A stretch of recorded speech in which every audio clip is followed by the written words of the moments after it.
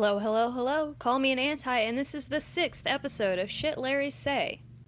Perhaps the most poetic aspect of the whole Larry Stylinson saga is that the entire thing is exercised with an incredible application of irony. It coats every surface that is touched by Larry keystrokes. The greatest irony of all is that Larrys proceed in their online lives, and I'd have to guess also their lives away from the keyboard, but I can't say that for sure, as though they are warriors for LGBT equality, when in actuality they're damaging to that movement. In fact, they remind me a lot of Donald Trump standing up at the Republican National Convention last year, promising to protect LGBT citizens from terrorist attacks. Oh yeah? You, Donald Trump, nominee of the Republican Party?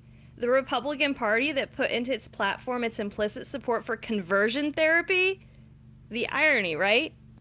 And I guarantee you, all the little Larrys listening to this right now are clenching their fists in rage because they're being compared to Donald Trump.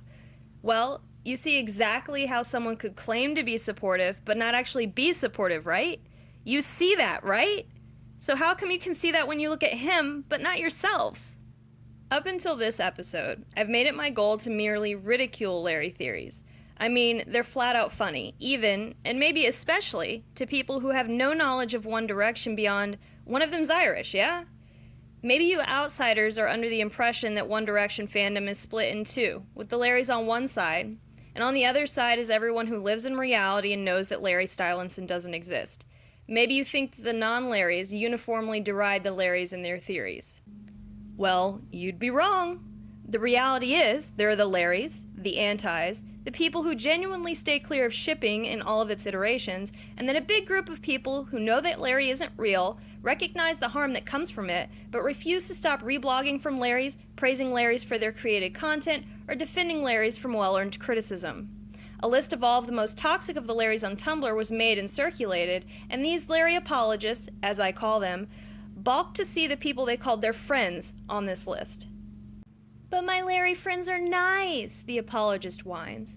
My friends don't send hate to the families, and they stay in their own lane. Not all Larrys are bad like that. This episode is for you, the apologist, because no matter who you think your Larry friends are, they are sanctioning this behavior through their beliefs, and you give them the space to continue believing in this conspiracy theory. Because, yes, all Larrys believe that Louis Tomlinson lies about his child, that sexuality can be interpreted based on clothing and tattoos, that it's perfectly okay and even sanctioned to speculate publicly about someone else's sexuality, even and especially when they believe that person is in the closet, that you are a homophobe because you don't believe that Larry is real.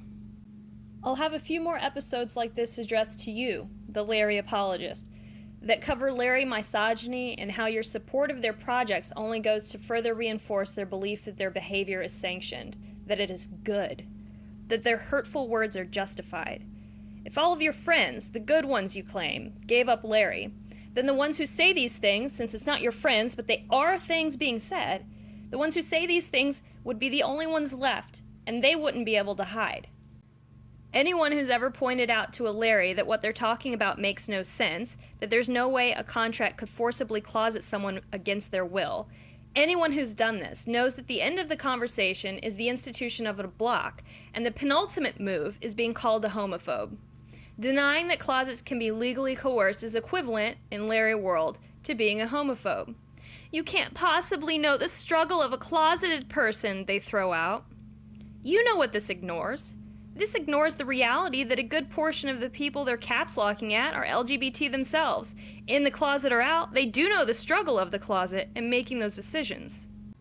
Larrys also know that Harry and Louis are gay.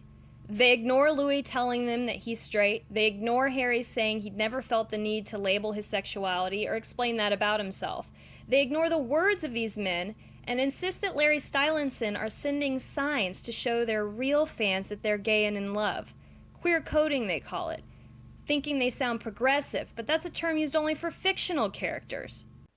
I don't know. That sounds a lot to me like bullies in a high school hallway shouting slurs at a boy because they think his choice of clothing defines his sexuality.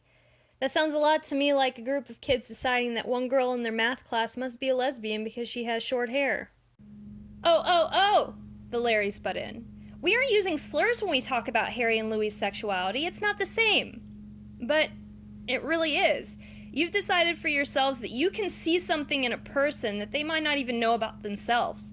You're the equivalent of the asshole who says, "Oh, I knew all along," when their friend finally musters up the courage to come out to them. How heartless.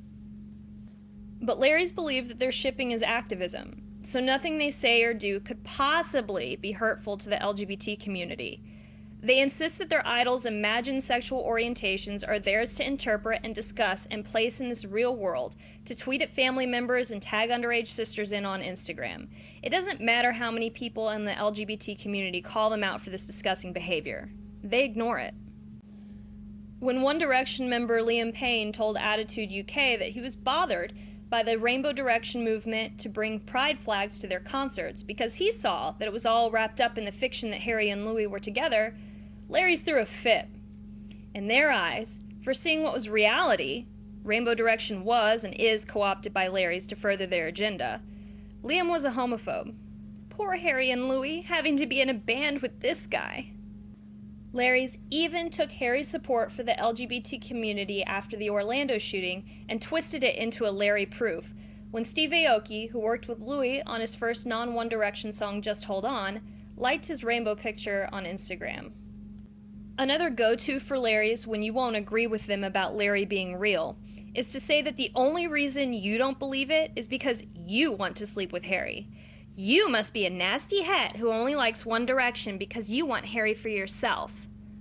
Never mind that these are the same weaponized words used to put down the musical opinions of teenage girls, that there is nothing wrong with being sexually attracted to other people.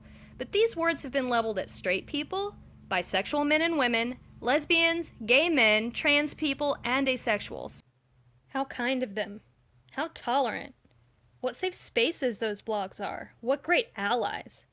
I'm an anti who's been called a nasty het by multiple Larrys. How sure are you that it wasn't your friend saying this?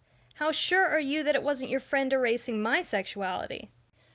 I start off every video imploring you to call me an anti because I am actively anti-Larry Tinhatting. It's a label I wholeheartedly embrace. Larry's call us this as well, but they expand it to include everyone who doesn't believe in Larry Stylinson, not just the vocal group of us who call out Larry behavior. You who listen to these videos and laugh and think to yourself, what bullshit are these Larrys thinking? They call you an anti. They think you are homophobic because you don't think Louis Tomlinson is a liar, because you don't think someone's sexuality can be parsed from their clothing. The utter irony.